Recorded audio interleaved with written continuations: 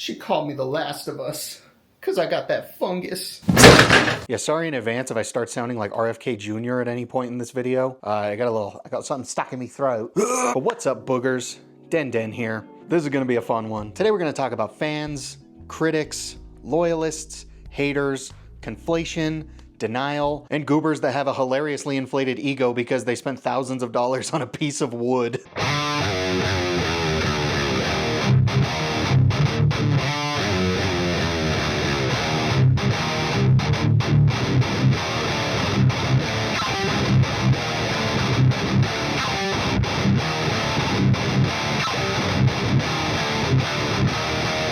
This is going to be an opinionated piece of media, so if anything in this video ends up offending you, just remember, that's my opinion! You see, to start off this journey, I want to bring up a very specific phrase that has been said more and more these last couple of years. I gotta warn you guys, it's a little silly, it's a bit corny, it's kind of cringe. I certainly didn't come up with it, but that phrase is, you're just riding the Gibson hate train. I've seen people say this in group pages, comments on various videos and social media posts, and I've been told multiple times within this last year especially that I too am riding the Gibson hate train, which I find very curious considering I own two of them.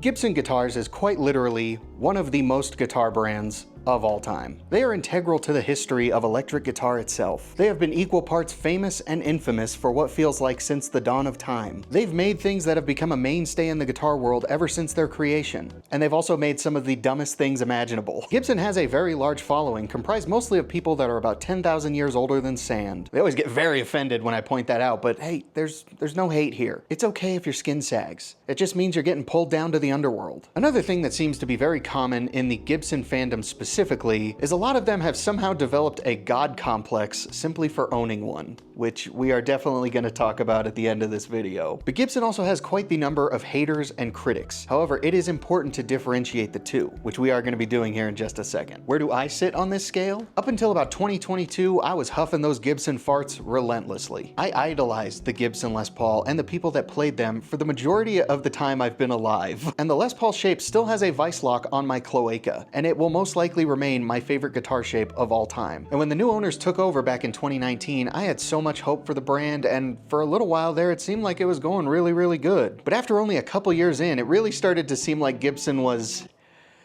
intentionally trying to ruin their own reputation. Now, I bit my tongue for like 2 years when it came to my opinions on how Gibson had been operating as a brand. And I did that because I, like most other guitar creators, would have loved to work with Gibson. Like, you can't not say that would be awesome. However, it's not exactly a big secret that Gibson is rather sensitive when it comes to criticism. So a large number of guitar creators kind of do everything in their power to just sort of tiptoe around Gibson and their many controversies, so as not to hurt Gibson's fifis and ruin any possible opportunity of getting to work with or collaborate with them in the future. It's like trying to eat a bag of Fritos as quietly as possible when you're at a funeral. And I did that too for a while, but eventually, I just kind of stopped caring. Gibson just keeps doing goofier and goofier stuff, and it has just led me to becoming more and more disillusioned with that brand. So one day, I decided to stop biting my tongue and just started being honest. And once I started doing that was exactly when I started getting told that I was riding the Gibson hate train. I can't say it with a straight face.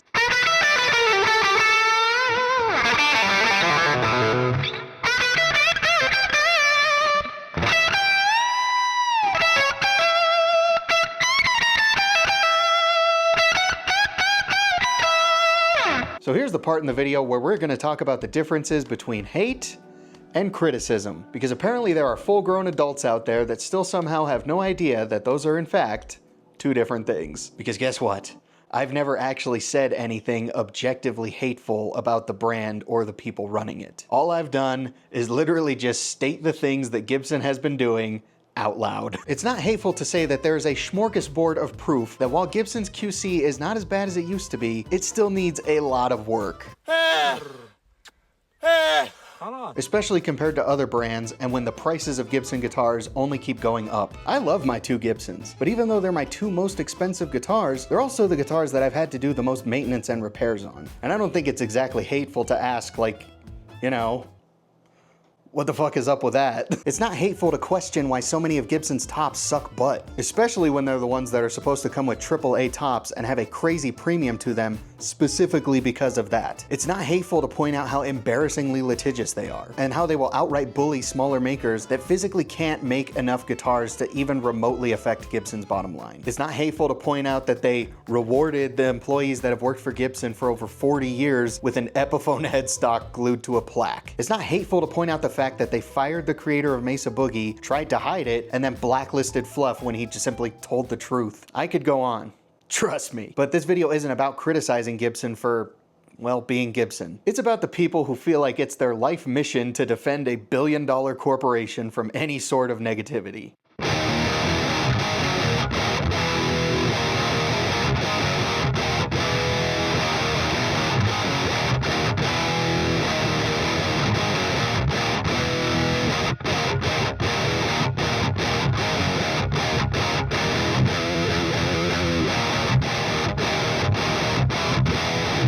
There's a certain sect of Gibson fans that are more like Gibson meat riders. You know how in Severance, a lot of people in that show treat the corporation more so like a religion that they worship? That's how these weirdos act in real life towards Gibson. And if you dare disagree with them, they'll sign you up for the army. And they'll also dissolve your family in acid. Now don't get me wrong, I understand that there is a considerable number of people that have a genuine disdain for Gibson no matter what they do. But so long as you have an IQ above, like, I don't know, 4, it shouldn't be hard at all to tell those people apart from those that are simply just calling Gibson out on their bullshit. There's a difference between hating an entity for simply existing and then saying, hey, what you're doing kinda sucks. Trying to act like they're the same thing is called conflation, and that only serves as an excuse for said entity to not have to reflect on or take any accountability for their shitty actions. And that's exactly what's happening with Gibson. There's so many of these boners that push back on valid criticisms of the brand, and they just write it off as riding the Gibson hate train. And then Gibson sees those guys go out of their way to gargle their balls in front of everybody, and that just telegraphs to Gibson that everything they're doing is perfectly fine. It tells them that they can just keep raising the prices of their guitars indefinitely without addressing their QC issues. It tells them they can keep ostracizing people if they won't do anything less than get on their knees and crank them off with both hands. It tells them that we have no problem with them suing everyone that makes a guitar if it's a centimeter too close to almost kinda sorta vaguely resembling a Gibson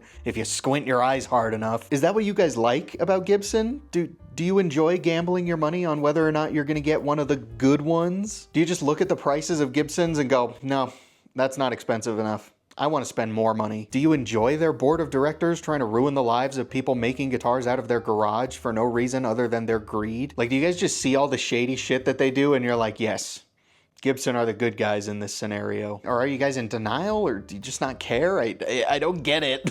Like, there's being a fan, and then there's being a zealot that lives in an echo chamber full of nothing but the beefiest farts. And these geniuses are just kind of screwing themselves over because they're defending actions that are just going to end up negatively affecting them in the long run. I would rather my favorite guitar brand not pretend that they're your cool laid back uncle and then turn around and behave like every stereotypical evil mega corporation from like every movie ever. Another thing I've heard so many times from both Gibson and Epiphone people is something along the lines of, whining online isn't gonna change anything. Like, do you live under a rock?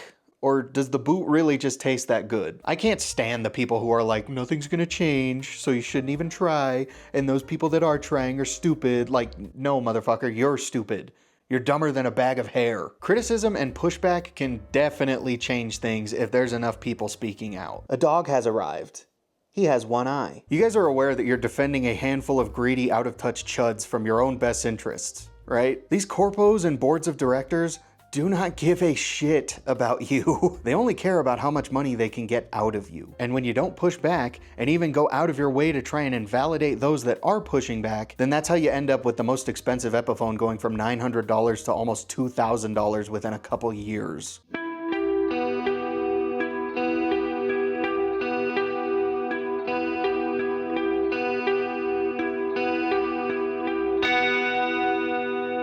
I understand wanting to defend your favorite brand to some extent, but it's more important to understand the difference between hate and criticism, and to not let your weird, undying brand loyalty blur the two together. It's genuinely strange how some of y'all will commit yourselves to being more loyal to a brand than you will to, like, your own family. Because I hate to be the one to tell you this, but a billion-dollar corporation is going to take advantage of you if you let them. That's why criticizing big brands is especially important. That's how the brand can, 1, be the best it can possibly be for the consumer, and 2, be held accountable and reined in when they step over the line.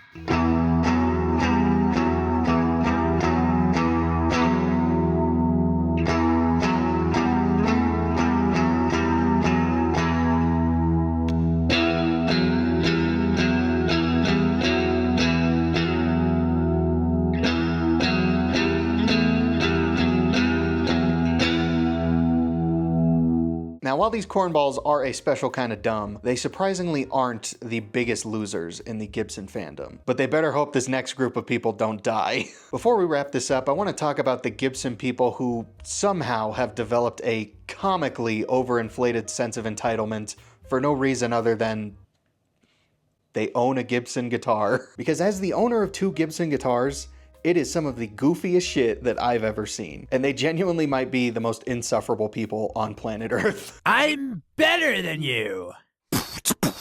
There's one more thing you'll hear quite often from these Gibson gooners if you dare to criticize their brand in any way, shape, or form. And it always goes something along the lines of, "Oh, you're just jealous of me because you're too poor to buy a Gibson." I don't know if they got lead poisoning or if they have brain worms, but for some reason, a shocking amount of Gibson owners choose poor shaming as their defense mechanism. Hell, they'll even poor shame other Gibson owners. I remember the very first day I joined one of the Gibson Facebook groups, and I posted a picture of my studio because at the time that was the only Gibson I had. And I kid you not, one of the very first comments I got was, "You have a studio. This group is for people who have real Gibsons, you poor piece of shit." These guys act like Rice Gum and all those other hype beast weirdos, except they're like 900 years old. And I gotta tell you, it is some next level wiener behavior. Once you start poor shaming, you just lost. I can't comprehend how they're not embarrassed over how shallow it makes them look. Especially when you understand that there is a ceiling to the level of quality that a guitar can be. At a certain point, you're just spending more money to spend more money. It's not like you're getting a better guitar. Like if you want to spend $2,000, $5,000, $10,000, $15,000 on a guitar, right on. Go for it. Fuck it. But acting like doing so makes you this superior being is really funny. It's not gonna make you a better guitar player. Hell, if anything, it just kind of makes you a sucker. If you unironically think that your material possessions give you an excuse to punch down on those that are less fortunate than you, then you're just a bitch. And I genuinely don't understand how you can suck yourselves off so hard with a dick that small. Then I'm better than everybody. You guys might as well call me Jesus from now on. Hey, I'm better than everybody. If your goal is to look cool, then trying to shame people who didn't spend a down payment on a car for a hunk of wood is going to have the opposite effect. Trust me. I would rather be put in a room with a big mouth Billy Bass that screams than associate with you. If you want to look cool, why don't you actually play that guitar every now and then? Most of these nerds don't even play these insanely expensive guitars. They just leave them in the case. And the only time they pull them out is when they want to take some blurry pictures of them so that they can get some clout in the Gibson Facebook groups. Does it feel cool to own a Gibson? So long as you get one of the good ones? Yeah, it absolutely does. Does owning one make you a cooler or better person? No. Especially if you're so insecure that you have to go around telling everyone how much better you are than them just because you got conned into spending way too much money on one. In fact, it makes you a worse person. And it's probably why your wife left. A lot of you guys just look like materialistic, entitled, self-righteous, sanctimonious, egotistical, boot-throating dorks. And you're giving the rest of us Gibson owners that aren't egomaniacs secondhand embarrassment. So please, for your sake, and for everyone else's sake, please get over yourself and just go actually play that guitar for once.